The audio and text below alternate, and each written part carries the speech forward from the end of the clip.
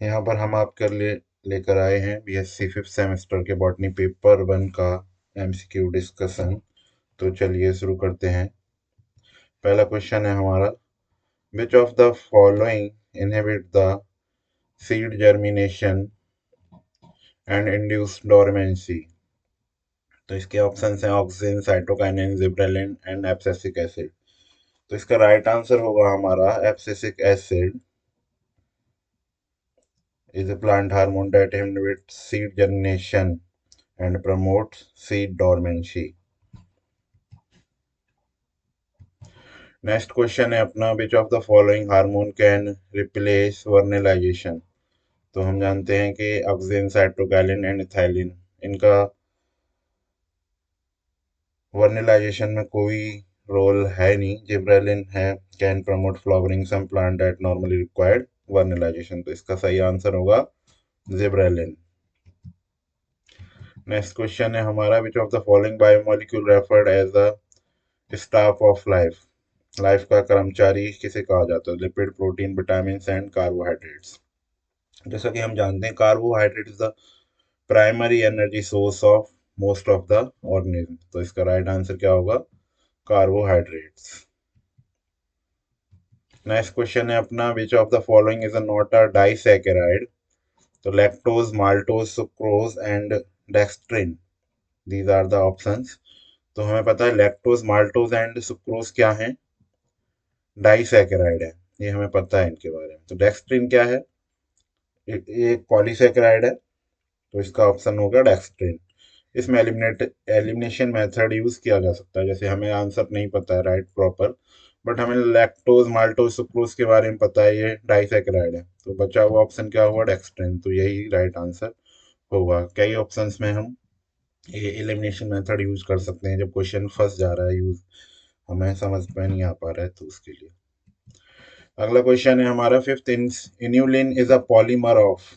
Inulin किसका polymer है? Glucose and fructose, glucose fructose, glucose fructose and galactose. तो inulin हमारा पॉलीमर है फ्रक्टोज का। C is the right answer. Insulin is stored as carbohydrate made up of fructose. अगला question है हमारा, which of the following amino acid is not a optically active. Optically active कौन सा हमारा amino acid नहीं है? तो सिस्टाइन, लाइसिन, अर्जिनाइन, ग्लाइसिन। तो glycine is the simplest amino acid जिसके पास कायरल सेंटर नहीं होता है। सो ये क्या होगा? ऑप्टिकली इनएक्टिव होगा। तो हमारा glycine is the right answer. Next question है अपना, which of the following nutritional deficiency affect the protein mall nutrition, protein maturation. तो उसमें हमारे प्रोटीन मैचुरेशन पे कौन सी डिजीज होगी? इसमें रेनॉल्ड्स स्क्वायर्स, स्फेक्टिफिकेशन, एंट्रोप्टी। तो इसका राइट आंसर होगा स्क्वायर। क्वास्कोरी के प्रोटीन डिफिशियंसी डिजीज होती है, उससे रिलेटेड है। नेक्स्ट क्वेश्चन है, the term apo enzyme is applied for. Apo enzyme क्या होते हैं?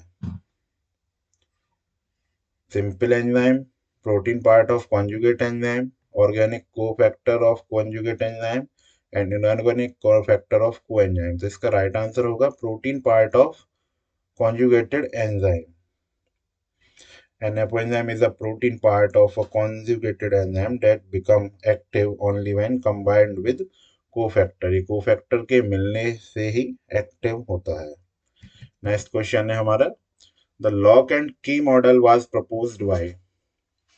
तो लॉक, ताला चाबी परिकल्पना जो एंजाइम का मॉडल है, वो किसने दिया था?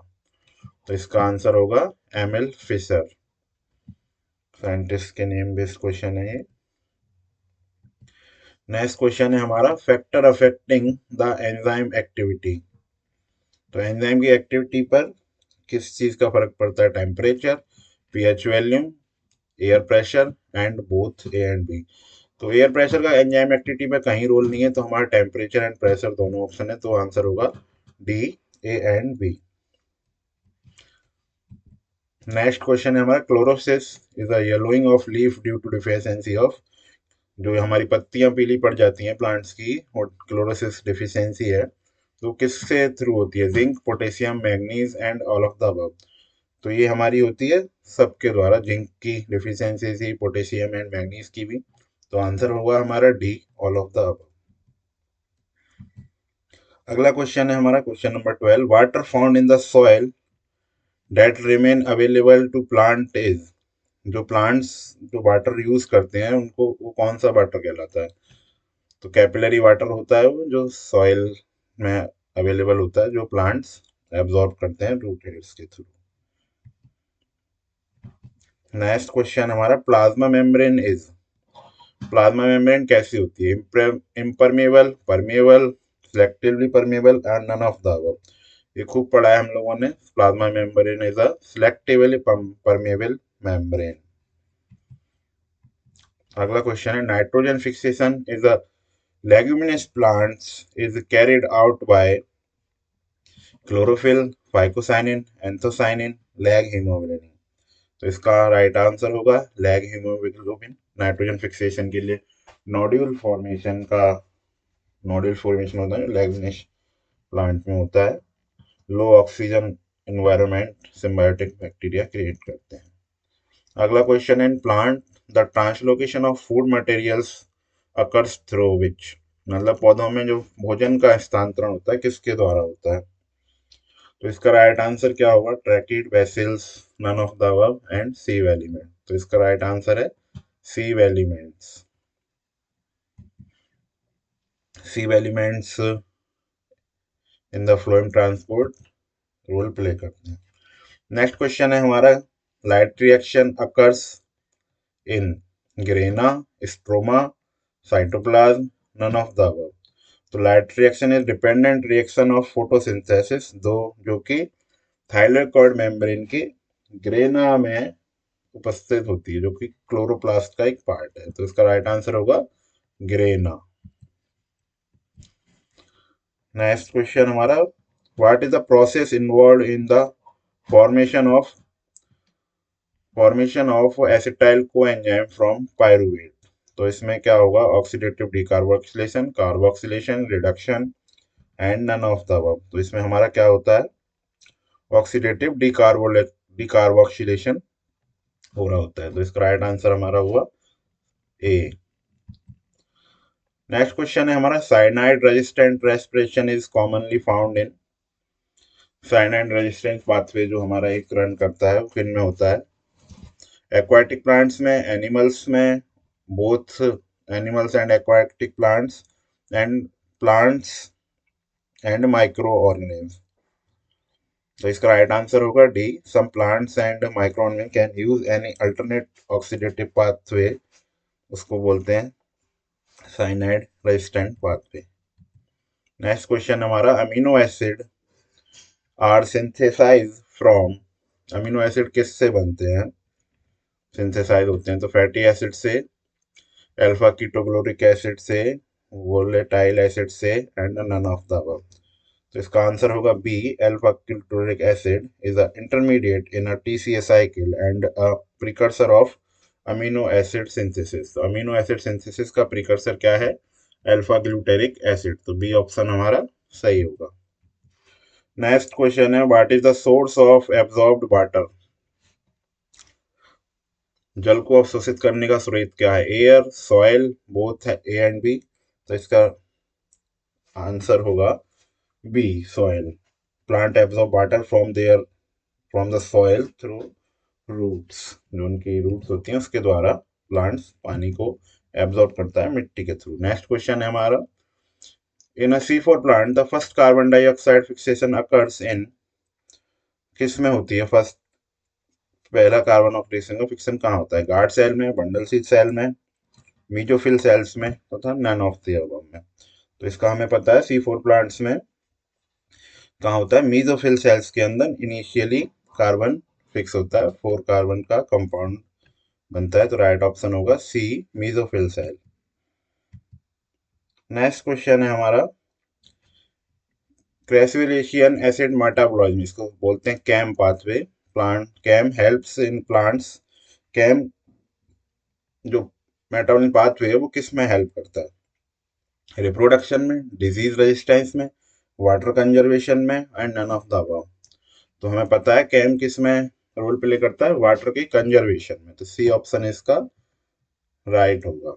Next question, question number 23, the cause of apical dormancy is. Apical dormancy की कॉज क्या है?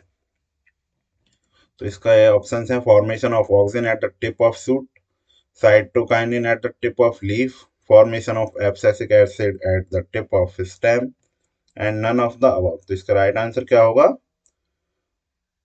Formation of auxin at the tip of shoot, because auxin produced at the shoot tip suppressed later bud growth and leading the apical dominancy। तो A is the right answer। Next question हमारा 24, which of the following is a capable of delaying senescence। Senescence को delay करने में कौन सा hormone role play करता है? Auxin, gibberellin, cytokinin, ethylene. तो ये हमने पढ़ा है, ऑक्सिन नहीं करता, जिब्रेलिन भी नहीं करता, इथाइलिन तो रैपनिंग हार्मोन है। तो क्या होगा? Cytokinin is a delaying senescence by promoting cell division and nutrient mobilization. तो ये क्या करता है? सेनिसेंस को डिले करता है।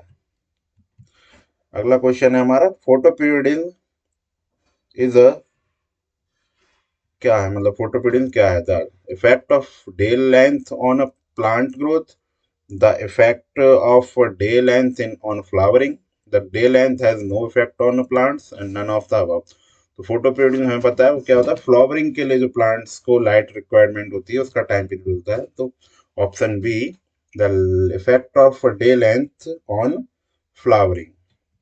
तो इसका B option is right. Thank you. तो ये थे हमारे 25 क्वेश्चंस का, इम्पोर्टेंट क्वेश्चंस का डिस्कशन। आगे भी हम आपके लिए ऐसे और क्वेश्चंस लेके आते रहेंगे। Thank you.